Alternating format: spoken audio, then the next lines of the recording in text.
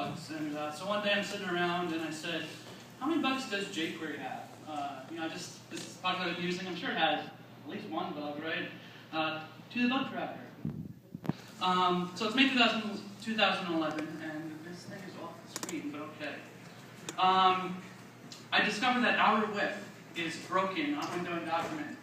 And by broken, I mean you shouldn't be calling it on it anyway, but people were.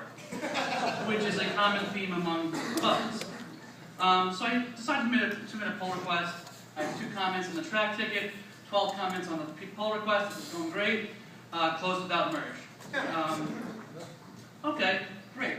The pull request actually inspired Timmy Will, which is a common theme, to fix the bug instead and said, hey, you did a great job, but we'll fix the bug elsewhere by doing this other thing that's better. So I learned that jQuery cared more about than just correctness, and that so should I. It's like a common theme where, like, jQuery must do the right thing. I have this edge case, and I was that way. I must fix all the bugs, all the things, right? But I learned that there was more than just correctness, and that I should care about more than just correctness. So I will work harder. Animal form reference? Anyone? No?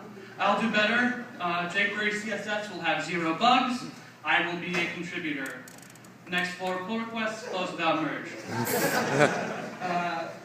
Okay. I still tried. I failed. I thought. I had a light bulb moment. These tickets were being closed. The number of bugs were actually going down. Not because they were being fixed, but because we decided that we weren't going to fix them. And I was like forcing the issue to be addressed. So I wasn't a contributor yet, in the sense that I had my name in the GitHub list of contributors, but I was achieving my goal, So I reflected a little bit. I said, why am I not getting merged? What's wrong with me? And what's wrong with my code? Oh yeah, size, correctness, speed, style, readability, all the things that you have to think about when you contribute to an open source project, And I said, what am I doing right? Persistence, taking feedback, writing unit tests and testing adequately, and learning. I learned something. And then, pull requests start landing. And yeah, that's the way I felt too. I'm happy about that. And I learned that jQuery gets better as I get better. Because that's what happens. It becomes a symbiotic relationship. And then, in November 2011, jQuery 1.7 is released. And I get mentioned in the blog post. Awesome! Woo! As a greenhorn contributor. For those who don't know what greenhorn means, basically is a polite word for noob. So, greenhorn, great.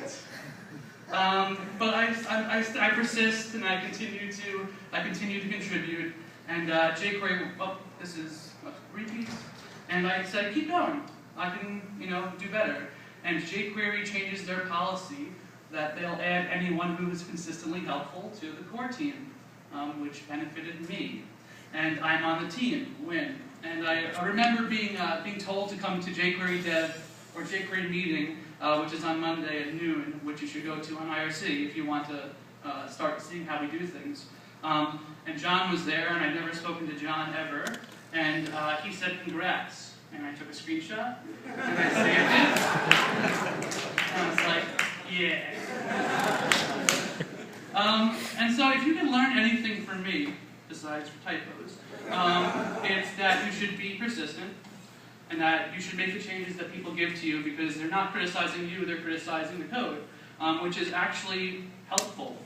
And that the right outcome is what matters. As long as you're achieving the goals of the project, you are a helpful person.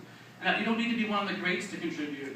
There's this thought that you're standing on the shoulders of giants when you're using jQuery, and it's just people like you and me, and I'm not even that good at JavaScript. So I just think that if you can learn anything from me, is that everyone should get involved. If you're here today, you can help out on jQuery, and I look forward to seeing everyone.